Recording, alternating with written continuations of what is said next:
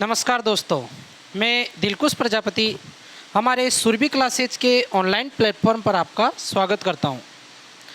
देखिए दोस्तों, आज हम जो बिंदु ले रहे हैं वो है अपने मूल्यांकन की प्रविधियां।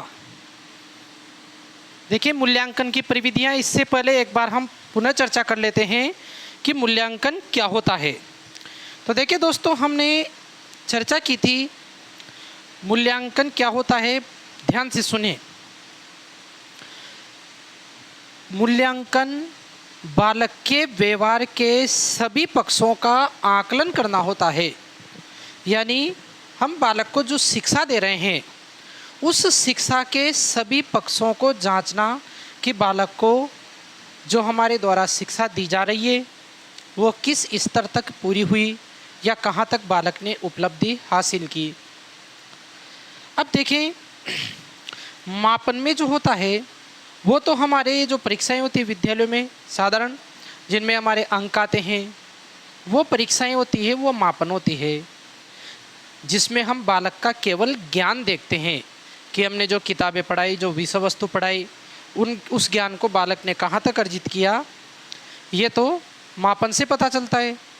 एक बार दोबारा देखें, इसमें व्यवहारिक क्वेश्चन बनते हैं और अर्थ पता नहीं है तो वो क्वेश्चन हमें नहीं आते। मापन में तो हम क्या देखते हैं कि हमने बालक को जो किताबी ज्ञान दिया है वो किताबी ज्ञान बालक ने कहाँ तक हासिल किया, ये तो मापन में हो जाता है। किंतु मूल्यांकन में इसके अलावा और चीज़ें भी देखी जाती है। किताबी ज्ञान तो देखा ही जाता है, साथ साथ बालक की और चीज़ें भी देखी जाती है। जैसे बालक को किसी और कौशल, लिखने की कला कितनी अच्छी है बालक की निबंध प्रतियोगिता में जो रिजल्ट है बालक का, वो भी मूल्यांकन में देखा जाता है कि निबंध कितना अच्छा लिख पाता है बालक किसी भी विषय पर। बालक के खेल कूद में कैसा प्रदर्शन कर रहा है, ये भी मूल्यांकन में देखा जाता है। इसके अलावा बालक का व्यक्तित्व कैसा है, ये भी मूल्यांकन में देखा जाता है। बालक दूसरों के साथ कैसा व्यवहार कर रहा है, ये भी मूल्यांकन में देखा जाता है। इसके अलावा जैसे कोई हस्तकला से संबंधित प्रतियोगिता हुई, कोई चित्र वगैरह, मूर्तिकला वगैरह, यदि कोई ऐसा कार्यक्रम आयोजित किया, उसमें बालक कितना भाग ले रहा है, कितने अच्छे तरीके से भाग ले रहा है, ये भी मूल्यांकन में देखा जाता है।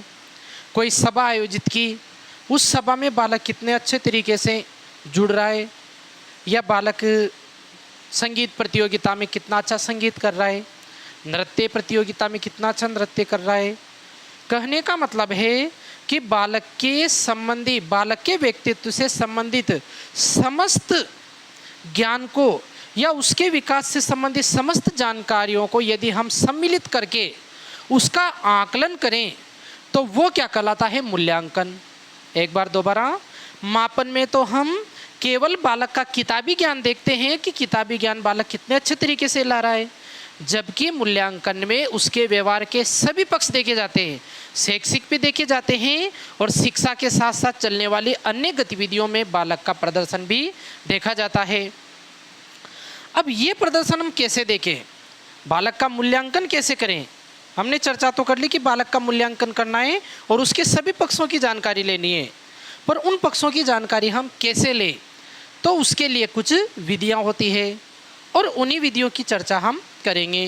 तो आज के कक्षा में हम विधियाँ ले रहे हैं। वैसे विद्यार्थियों की डिमांड थी कि सर वो अपने जो क्लास होती है तो थोड़ा समय ज़्यादा लग जाता है देखने में, और अभी BSTC PTT वालों के एग्ज़ाम भी आने वाले हैं, तो ये आपके लिए ऐसे ही सुविधा की गई है, बोर्ड पे पहले से लिखा हुआ है और आपको समझाना है, तो आपका ध्यान केवल बोर्ड पर समझने में होना चाहिए।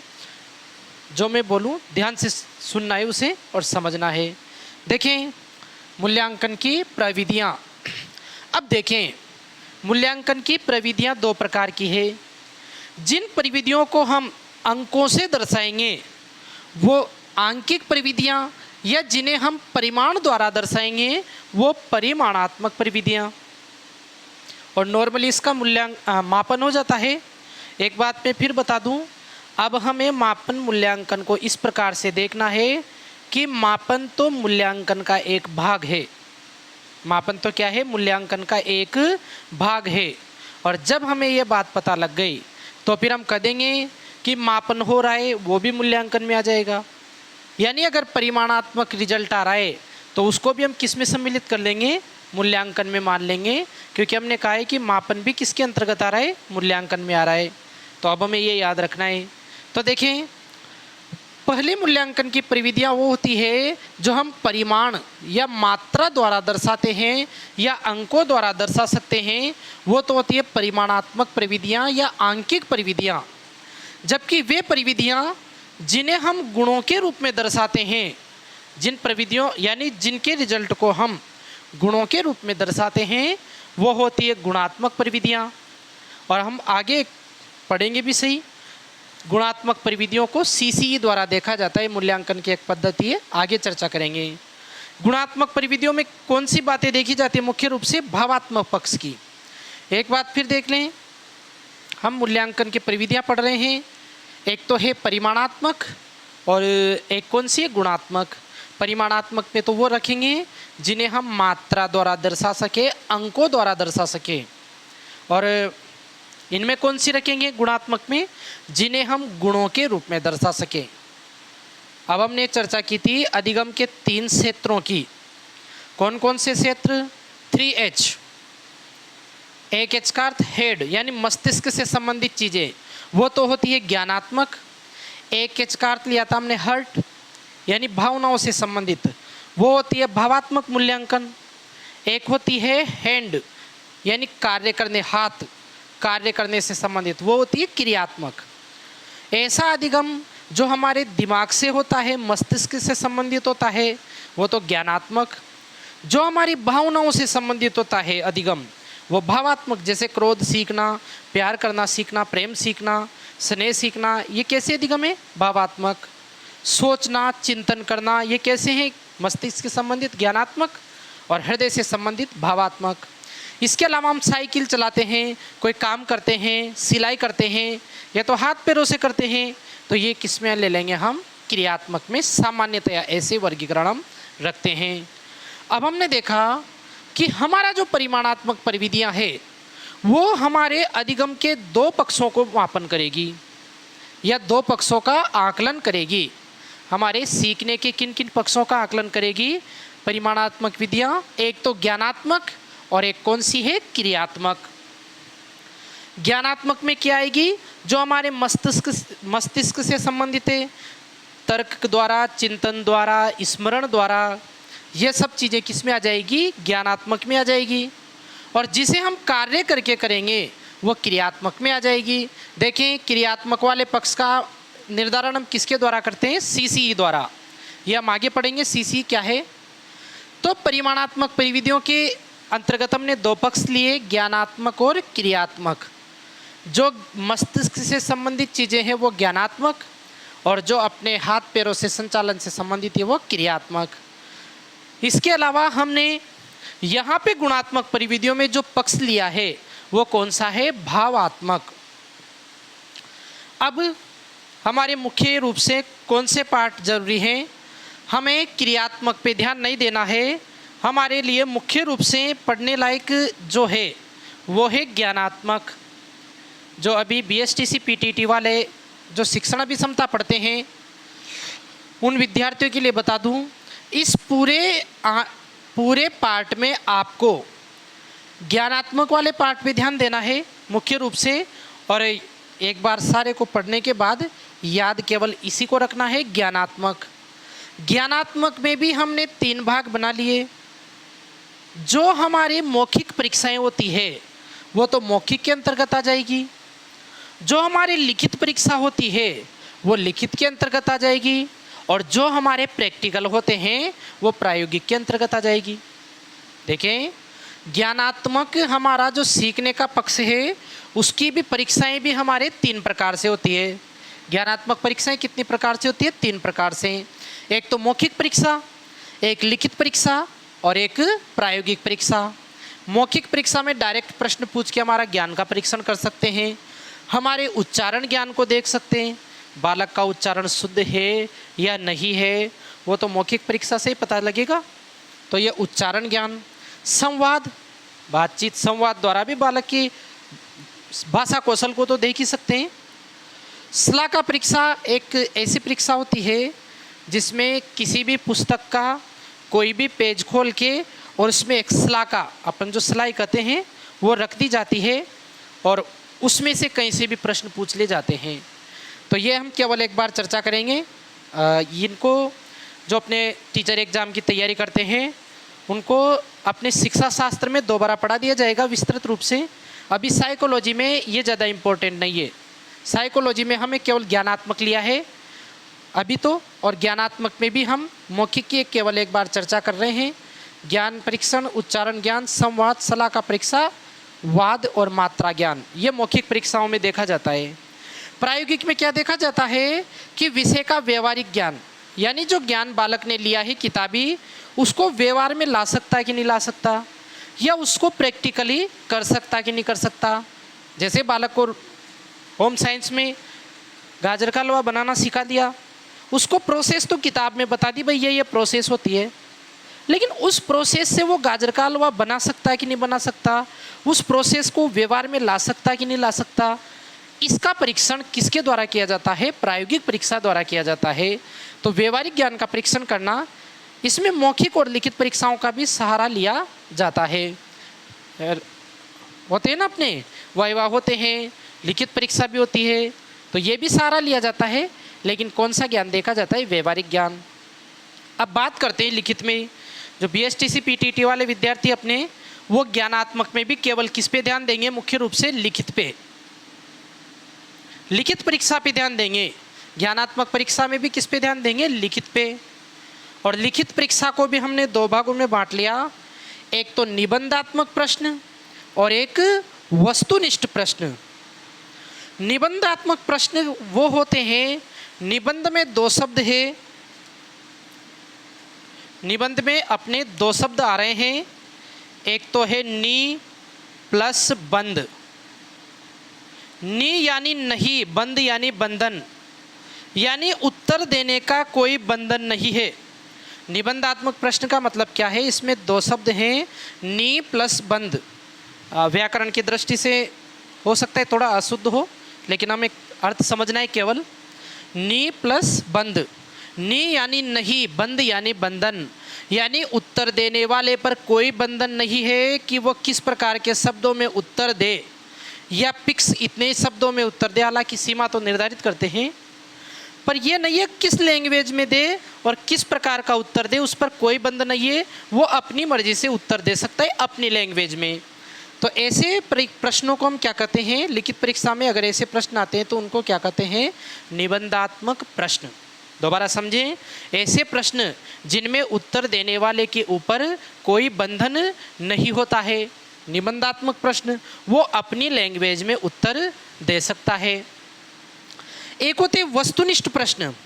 वस्तुनिष्ठ प्रश्न वो होते हैं जिनका उत्तर निश्चित होता है। क्या कहा?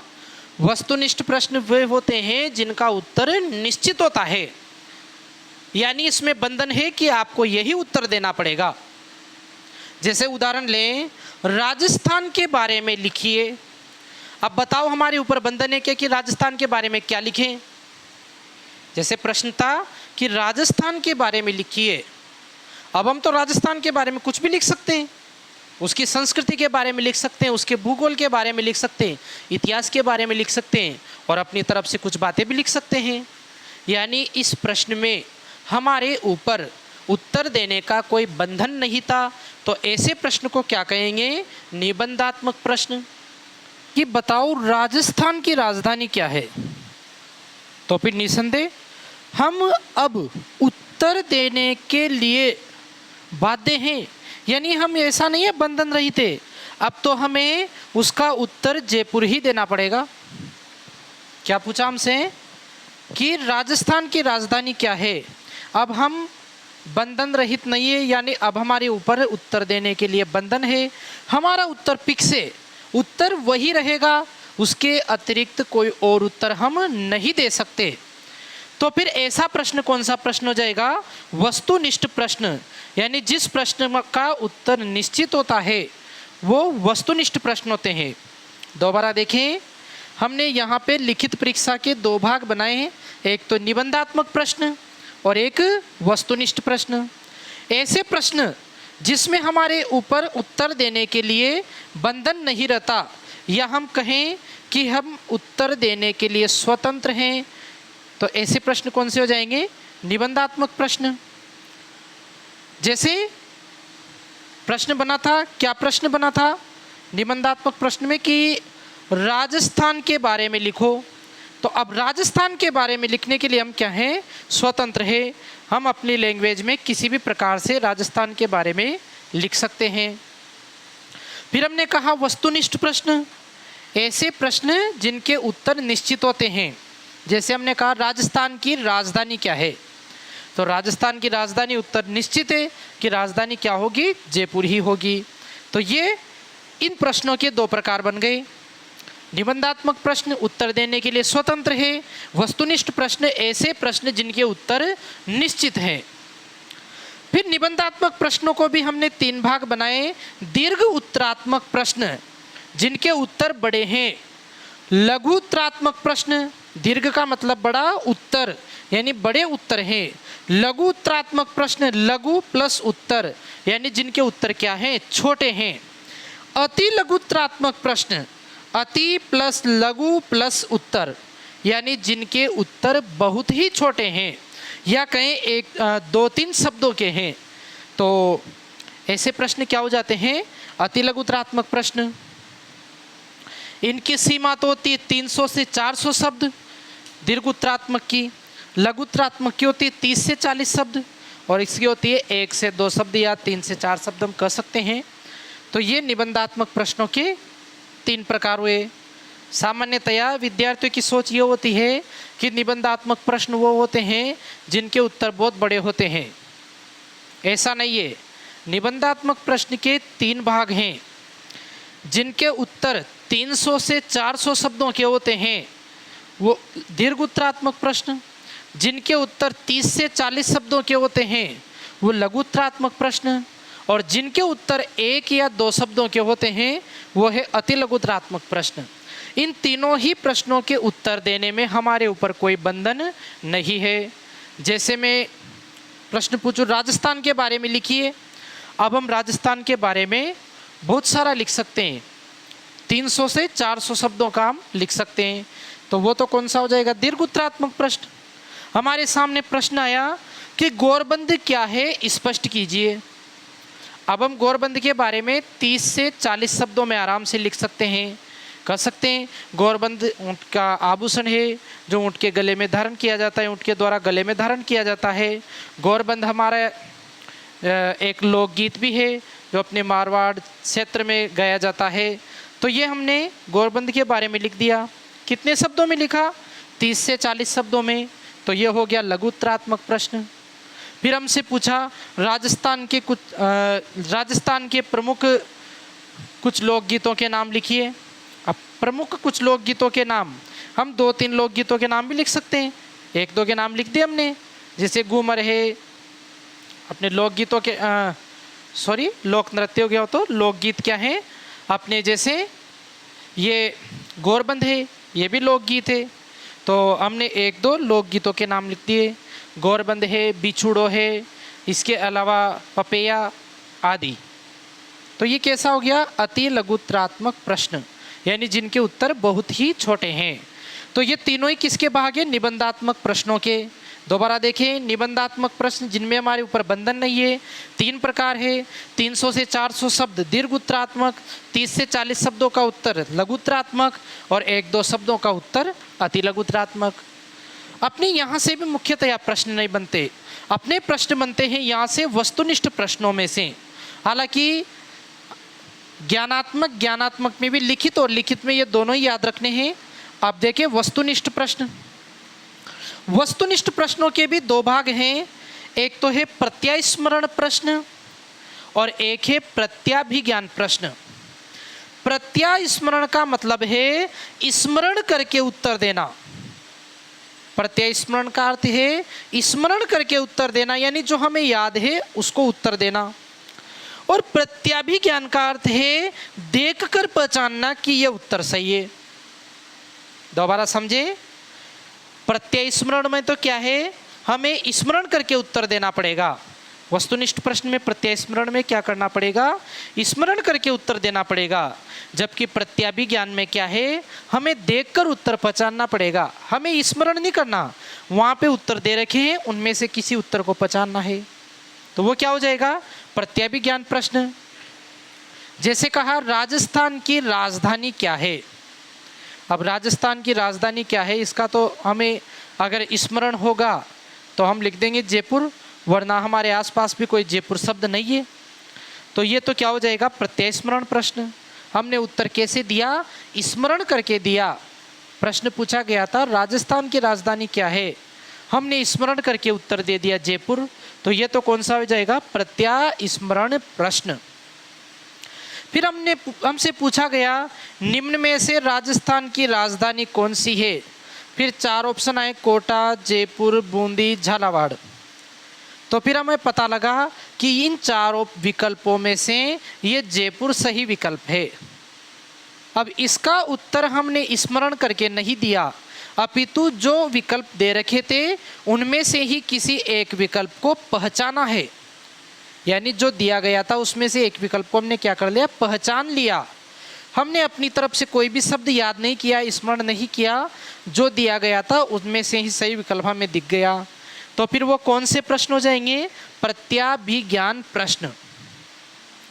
अब प्रत्यय स्मरण में भी 2 प्रकार के प्रश्न आते हैं। वैसे बीएसटीसी पीटीटी वाले केवल ये याद रखें कि जहां स्मरण करके उत्तर देना है प्रत्यय स्मरण प्रश्न, और जहां देखकर पहचानना है प्रत्याभिज्ञान प्रश्न। अब प्रत्यय स्मरण प्रश्न 2 प्रकार से होते हैं, एक तो सामान्य प्रत्यय स्मरण प्रश्न और एक रिक्त स्थान पूर्ति प्रश्न। देखिए सामान्य प्रत्यय स्मरण प्रश्न क्या होते हैं, जो भी मैंने पूछा था राजस्थान की राजधानी क्या है, यह सामान्य प्रत्यय स्मरण प्रश्न है। अगर यही प्रश्न ऐसे पूछा जाता कि राजस्थान की राजधानी फिर खालिस्तान है, अब उस खालिस्तान में हमें सोच के जवाब देना है कि क्या होगी, तो फिर ये कौन सा प्रत्यय स्मरण बन जाएगा, रिक्त स्थान पूर्ति प्रश्न। दोबारा देखें, अगर हमसे पूछा जाता राजस्थान की राजधानी क्या है, तो वो तो सामान्य प्रत्यय स्मरण प्रश्न हो जाता। यही प्रश्न ऐसे पूछा जाता राजस्थान की राजधानी फिर खालिस्तान, फिर पीछे लिख दिया है, अब उस खालिस्तान को हमें भरना है, सोच के ही तो भरना है, अपने पास विकल्प थोड़ी है, तो सोच के भरना है, तो वो कौन सा हो जाएगा, रिक्त स्थान पूर्ति प्रश्न। ये दोनों ही प्रश्न किस में आते हैं, प्रत्यय स्मरण प्रश्न में। अब बात करें प्रत्याभिज्ञान प्रश्न में क्या है, उत्तर देखकर पहचानने हैं, यानी अपनी तरफ से कोई भी चीज़ हमें याद नहीं करनी है, जो भी लिखा हुआ है उनको ही हमें पहचानना है। पहला है बहुविकल्पी प्रश्न या बहुनिर्वचन प्रश्न। बहुविकल्पी प्रश्न क्या होते हैं, जिनमें हमारे पास नॉर्मली 4 या 5 विकल्प होते हैं, और उन विकल्पों में से हमें सही विकल्प को पहचानना होता है, यानी जो कुछ भी लिखा हुआ है उसी में से उत्तर देखना है हमें। तो ये कौन सा हो जाएगा, बहुविकल्पी प्रश्न। फिर मिलान प्रश्न। मिलान प्रश्न में भी हमें अपनी तरफ से कोई उत्तर नहीं लिखना है, जो दे रखे हैं उनको सही में मिला देना है। जैसे एक तरफ तो दे दिया आपने अधिगम के सिद्धांत, और दूसरी तरफ दे दिया उनके प्रवर्तक। अब हमें सही अधिगम सिद्धांत को सही प्रवर्तक से मिलाना है, केवल अपनी तरफ से कुछ भी नहीं लिखना, अपनी तरफ से कुछ भी याद करके नहीं लिख रहे, हम तो जो लिखा हुआ था उन्हीं को आपस में मिला रहे हैं। तो यानी देखकर पहचाना है हमने सही विकल्पों को या सही मिलान को, तो ये भी क्या हो जाएगा, प्रत्याभिज्ञान प्रश्न। फिर अगला है सत्य असत्य प्रश्न, यानी अपनी तरफ से कुछ भी नहीं करना, जो कथन दे रखा है उसमें से कहना है कि यह कथन सत्य है या असत्य है। जैसे हमसे प्रश्न पूछ लिया राजस्थान की राजधानी जयपुर है, अब जयपुर तो उसने खुद ही दे दिया, हमें तो ये पता लगाना है कि यह कथन सत्य है या असत्य है। तो ये पता लगाना कि यह कथन सत्य है या असत्य है, ये भी क्या हो जाएगा, प्रत्याभिज्ञान प्रश्न में आ जाएगा। क्यों आ जाएगा, क्योंकि हमने अपनी तरफ से कुछ भी याद नहीं रखा, हमने देखकर पहचान लिया, यानी जो याद था उसमें से हमने कुछ भी नया शब्द नहीं दिया, हमने तो केवल क्या किया है, उनको देखकर पहचाना है। हालांकि याद तो पहले से था ही सही, पर हमने देखकर पहचाना है। वर्गीकरण प्रश्न, वर्गीकरण में होते हैं ना, भिन्न विकल्प को छांटिए। जैसे प्रश्न आते हैं, इनमें से जैसे कुछ सब्जियों के नाम दे दिए, उसमें से कोई अलग नाम छांटना है। जैसे गाजर, मूली, आम, टमाटर, ऐसे शब्द दे दिए। जैसे गाजर, मूली, आम या बैंगन ले लें। अब हमें वर्गीकरण करना है तो हम समझ जाएंगे कि इसमें से आम तो फल है और ये 3 सब्जियां हैं, तो हमने छांट कर अलग कर दिया। हमने अपनी तरफ से कोई भी उत्तर नहीं लिखा, हमने उनको ही छांट के अलग कर दिया। तो ये भी किस में आ जाएगा? प्रत्यभिज्ञान में, प्रश्न में। दोबारा देखिए मैंने क्या कहा, वस्तुनिष्ठ प्रश्न के 2 प्रकार हैं। अगर हमें अपनी तरफ से स्मरण करके उत्तर देना है तो प्रत्यय स्मरण प्रश्न, और यदि हमें देखकर पहचानना है तो प्रत्यभिज्ञान प्रश्न। डायरेक्ट पूछ लिया राजस्थान की राजधानी क्या है, वो क्या है, सामान्य प्रत्यय स्मरण प्रश्न। और यदि ऐसे पूछ लिया राजस्थान की राजधानी फिर खाली स्थान है, अब वो रिक्त स्थान भी तो हम खुद ही सोच कर भरेंगे, हमारे पास कोई विकल्प थोड़ी है, हमें सोच कर खुद के दिमाग से एक नया शब्द देना है। तो हम वहाँ लिख देंगे जयपुर, ये क्या हो जाएगा? रिक्त स्थान पूर्ति प्रश्न। दोनों प्रत्यय स्मरण में है। प्रत्यभिज्ञान देखकर पहचानना, देखकर पहचानना, इसमें जो कुछ भी है लिखा हुआ है हमें तो केवल पहचानना है। बहुविकल्पी प्रश्न, 4 विकल्प दिए गए हैं, हमें अपनी तरफ से कुछ भी नहीं करना, उन्हीं में से एक उत्तर, सही उत्तर को पहचानना है। मिलान प्रश्न, हमें अपनी तरफ से कुछ भी नहीं करना, जो सही है उनको सही में मिलाना है, तो यह भी प्रत्यभिज्ञान। सत्य असत्य, इसमें भी हमें अपनी तरफ से कुछ नहीं लिखना, केवल ये देखना है कि यह कथन सत्य है या असत्य है। वर्गीकरण, हमें अपनी तरफ से कुछ नहीं लिखना, केवल छांटना है कि कौन एक जैसे हैं और कौन इनसे अलग है, तो ये है अपने वस्तुनिष्ठ प्रश्न। अब हम अपने ये पाठ हो गया परिमाणात्मक परिविधियां या आंकिक परिविधियां। अब हम लेते हैं गुणात्मक परिविधियां। गुणात्मक परिविधियों में केवल नाम याद रख सकते हैं, और इसके बाद जैसे शिक्षा शास्त्र पढ़ेंगे, टीचर एग्जाम की तैयारी करने वाले, तो इनको डिटेल से भी पढ़ाएंगे। फिलहाल आप नाम याद रखें, और नाम भी क्या याद रखें, केवल एक बार पढ़ना है, जो याद रहे ठीक है, नहीं रहे तब भी ठीक है। अपने पास प्रश्न बनेगा, 4 विकल्प आएंगे, देखते ही पहचान लेंगे। देखें, गुणात्मक परिविधियों में हम ले रहे हैं भावात्मक पक्ष के मापन को या मूल्यांकन को इसमें देखा जाता है। पहला है साक्षात्कार, व्यक्ति के गुणों को कैसे देखें, किन विधियों से देखें, तो एक तो इस साक्षात्कार यानी इंटरव्यू। इसमें क्या होता है, डायरेक्ट बच्चे से प्रश्न पूछे जाते हैं ओरली, और वो जो जवाब देता है उसके आधार पर देख लेते हैं कि बालक में कौन कौन से गुण हैं। ओरली बता रहा हूँ, आप अपनी लैंग्वेज में लिख भी सकते हैं और ओरली भी याद रख सकते हैं। प्रश्नावली विधि, इसमें क्या होता है, एक प्रश्नावली होती है, एक ऐसी प्रश्नों की सूची होती है जिसमें कुछ विशेष प्रकार के प्रश्न होते हैं, यानी बालक का जो गुण हमें मापना है उस गुण से संबंधित प्रश्न होते हैं, और उन प्रश्नों के उत्तर बालक को देने होते हैं।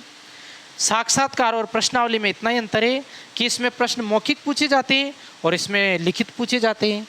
फिर बालक के उत्तरों को देखकर हम अंदाजा लगाते हैं, अनुमान लगाते हैं कि बालक में ये गुण है या नहीं है, या किस सीमा तक है। अगला है निरीक्षण या अवलोकन। निरीक्षण या अवलोकन में हम बालक का डायरेक्ट अवलोकन कर लेते हैं, गोपनीय तरीके से क्या करते हैं, उसका अवलोकन कर लेते हैं।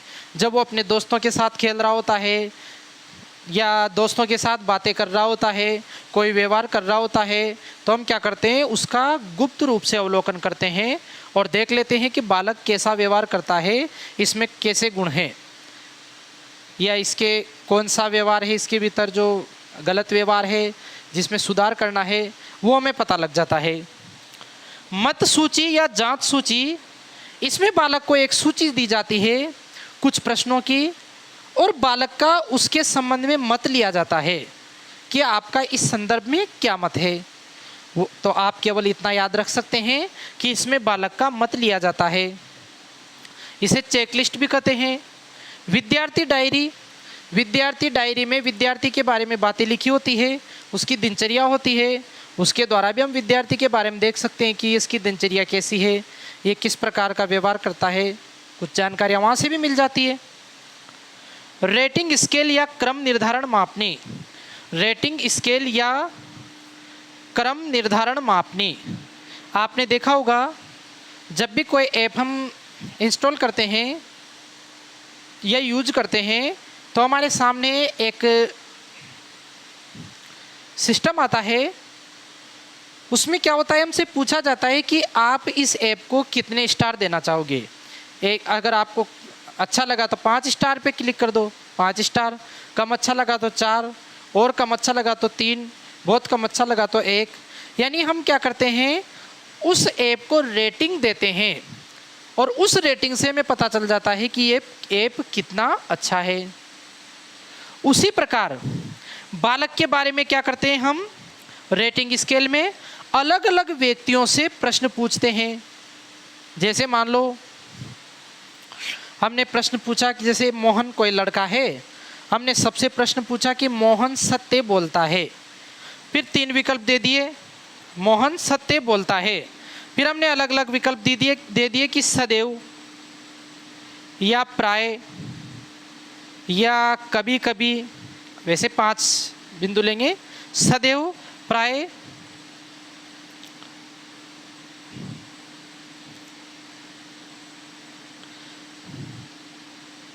कभी कभी और एक कभी नहीं। हालांकि ये 5 बिंदु की मापनी होती है, मैं केवल समझा रहा हूँ, 4 ही बिंदु ले रहा हूँ, तो वो हम किसी और टॉपिक में डिस्कस करेंगे। अब देखिए सदैव में तो उसको अच्छी रेटिंग मिल गई, प्राय में किसी ने प्राय दे दिया तो कम रेटिंग मिली। प्राय यानी भाई नॉर्मली ये सत्य बोलता है। कभी कभी में उसको और कम रेटिंग मिली, और कभी नहीं में तो उसको बिल्कुल ही कम रेटिंग मिली। यानी हम उसके बारे में क्या ले रहे हैं, रेटिंग ले रहे हैं। ये अच्छी रेटिंग, ये इससे कम, ये इससे कम और ये इससे कम। तो ऐसे उसके मित्रों से हमने प्रश्न पूछे तो हमें पता चल गया कि मोहन कितना अच्छा सत्य बोलता है। ये भी बालक के बारे में जानकारियाँ प्राप्त करने का तरीका है। एक है संचयी आलेख। इसमें क्या होता है, बालक के बारे में कई वर्षों तक विश्वसनीय सूचना इकट्ठी की जाती है। जैसे कोई बालक किसी विद्यालय में पढ़ता है तो 2-4 वर्षों तक या ज़्यादा वर्षों तक उसके बारे में जानकारियाँ इकट्ठी कर ली जाती है, उनका संचय कर लिया जाता है। तो ये होता है संचयी आलेख। घटनावृत्त या एनेक्डोटल आलेख, किसी भी घटना के प्रति बालक कैसा व्यवहार करता है, यानी जब भी कोई घटना होती है उस घटना के प्रति बालक का क्या व्यवहार है वो इसमें देखा जाता है और उससे उसके व्यक्तित्व का पता लगाया जाता है। इसी प्रकार इसी को एनेक्डोटल आलेख भी कहते हैं। एक है बालकों द्वारा उत्पादित वस्तुएं। बालकों को कुछ वस्तुएं बनाने के लिए कहा जाता है और वो जितनी ईमानदारी से वस्तुएं बनाते हैं उसके बारे में हम बालकों उसके आधार पर हम बालकों के बारे में पता लगा सकते हैं। तो ये कुछ गुणात्मक परिविधियाँ थी, आप ओरली एक बार पढ़ें, बाकी जितनी याद रहे अच्छी बात है, नहीं रहे तो कोई बात नहीं, हम इनको तो याद कर ही लेंगे। एक तो मत सूची, एक रेटिंग स्केल और एक संचयी आलेख। केवल इन 3 को आप विशेष रूप से याद रख सकते हैं, बाकी आप एक बार पढ़ें। जो टीचर एग्ज़ाम की तैयारी करते हैं उनके लिए मैंने अलग से बता ही दिया कि हम शिक्षा शास्त्र में पढ़ेंगे। एक बार पूरे को देखें, इसमें मुख्य बातें क्या है, खासकर BSTC PTT वाले उनके लिए मुख्य बातें क्या है। उनके लिए मुख्य बातें हैं कि मूल्यांकन की प्रविधियाँ 2 प्रकार की, परिमाणात्मक और गुणात्मक। परिमाणात्मक पे भी विशेष रूप से ज्ञानात्मक, ज्ञानात्मक में भी विशेष रूप से लिखित, और लिखित में निबंधात्मक और वस्तुनिष्ठ।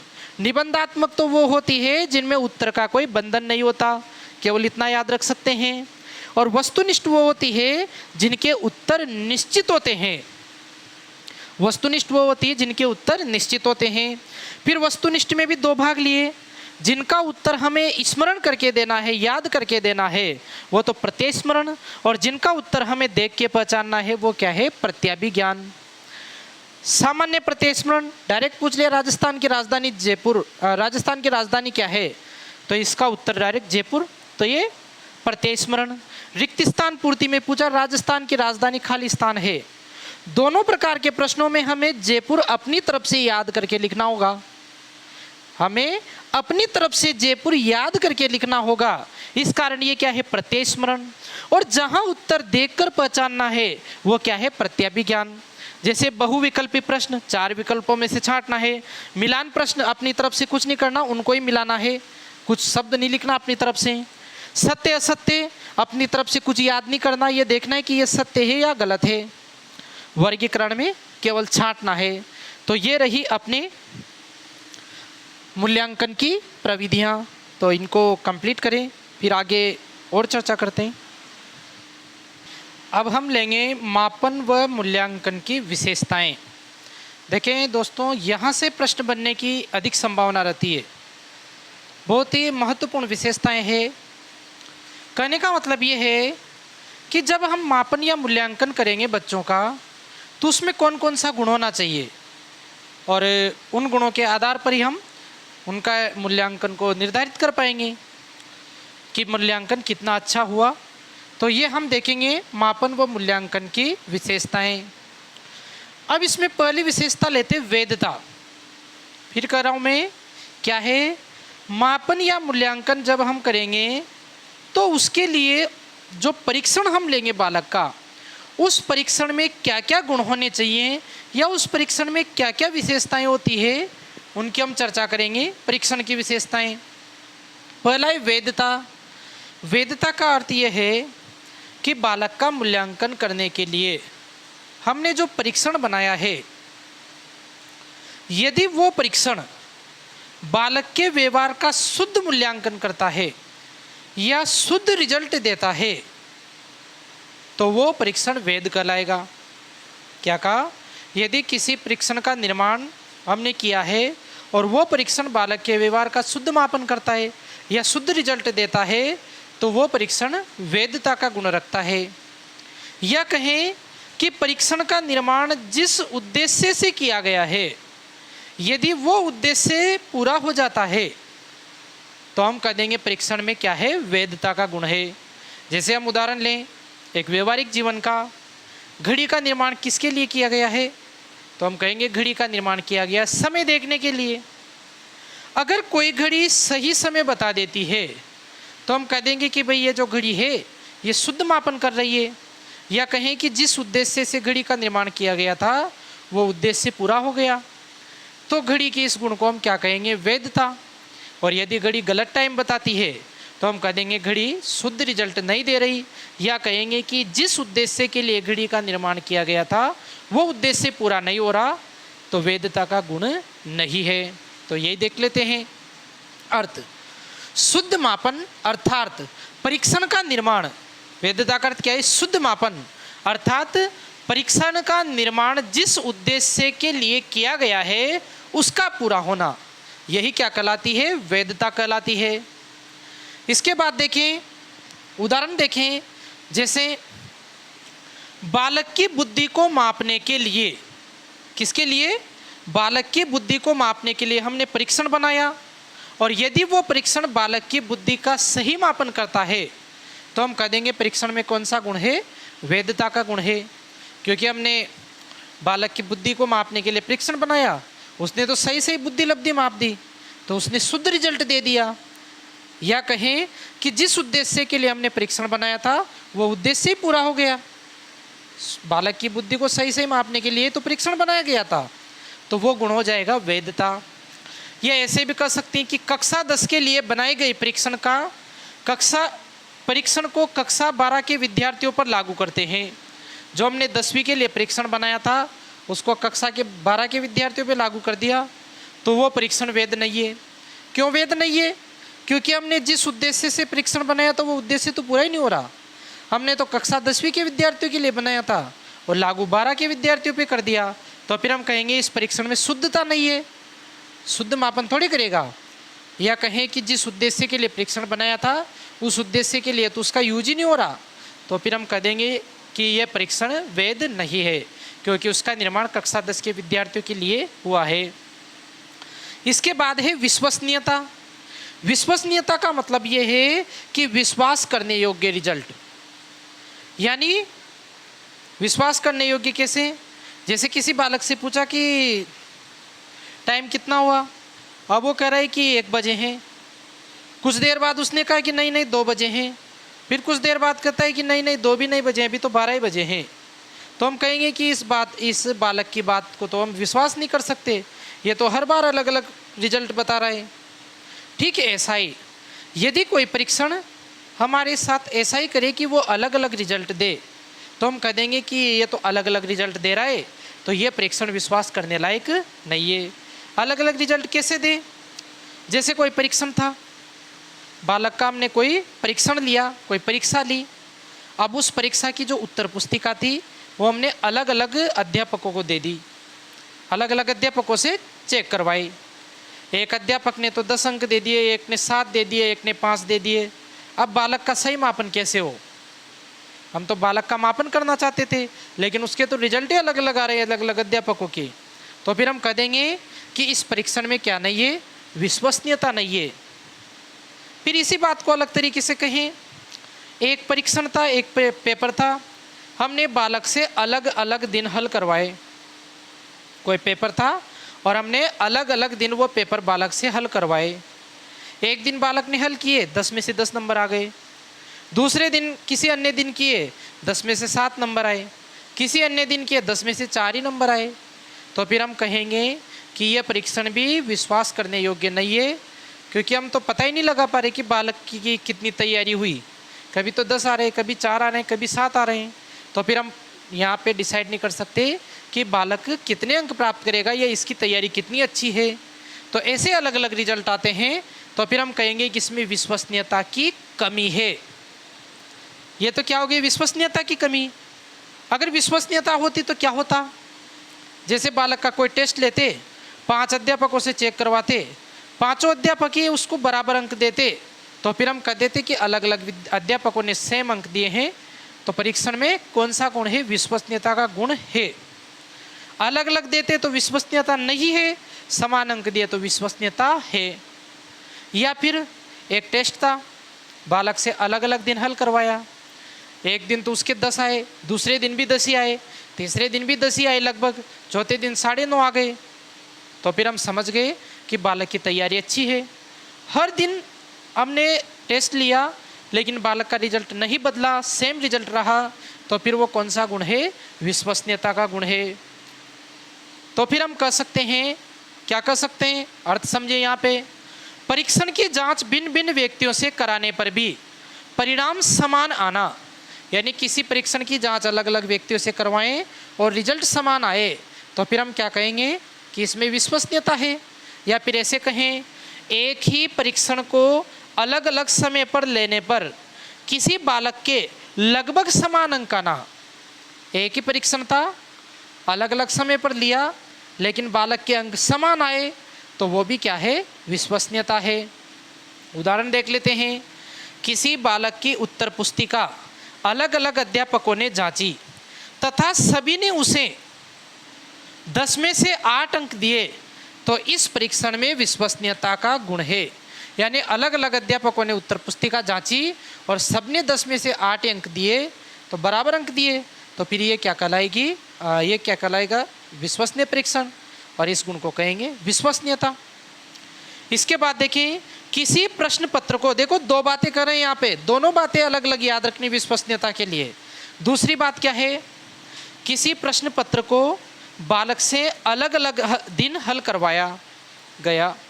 कोई प्रश्न पत्र था, बालक से हमने अलग अलग दिन हल करवाया, तथा प्रत्येक बार उसने 10 में से 7 अंक प्राप्त किए, यानी हर बार उसके अंक क्या है? सेम आए, तो फिर हम कह देंगे इस परीक्षण में क्या है? विश्वसनीयता है, विश्वास करने लायक है, क्योंकि अंक समान आ रहे हैं, तो विश्वास करने लायक हो जाएगा। तो यही है विश्वसनीयता का गुण। वस्तुनिष्ठता क्या है? देखें, वस्तुनिष्ठ हमने प्रश्न भी पढ़े थे, वस्तुनिष्ठ जिनके उत्तर निश्चित होते हैं।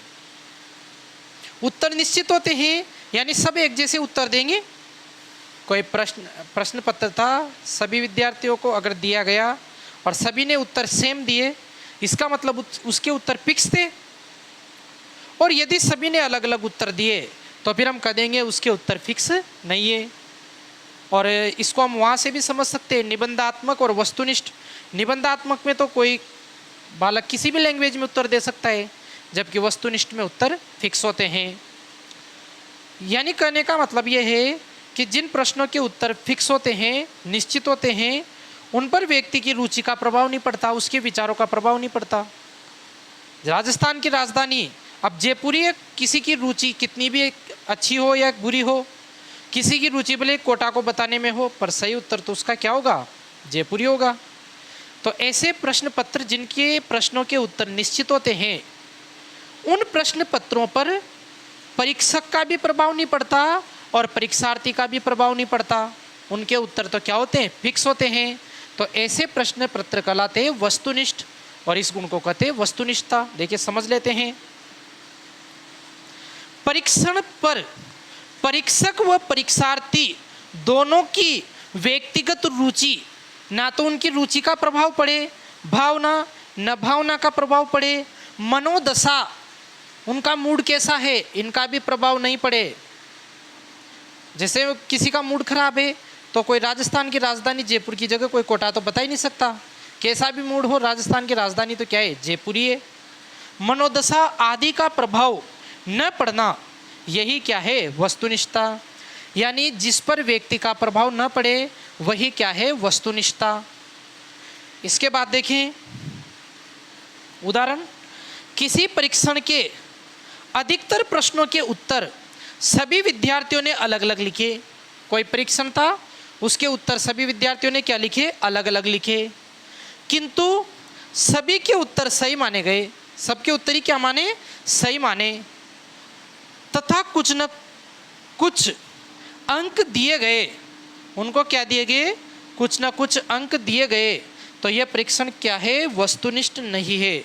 क्यों नहीं है, क्योंकि सभी ने अलग अलग उत्तर दिए और सबके से सभी को अंक दिए, अलग अलग अंक दे दिए। किसी का ज़्यादा अच्छा था तो ज़्यादा अंक दे दिए, किसी का टीचर को कम अच्छा लगा तो कम अंक दे दिए। तो फिर ऐसे परीक्षण के लिए हम कहेंगे कि यह परीक्षण वस्तुनिष्ठ नहीं है। क्यों नहीं है, क्योंकि इसका उत्तर फिक्स नहीं है, इस पर व्यक्ति का प्रभाव पड़ रहा है। और हम इसको विस्तृत अध्ययन भी करते हैं कि जिसमें वस्तुनिष्ठता नहीं होती उस परीक्षण में आत्मनिष्ठता होती है।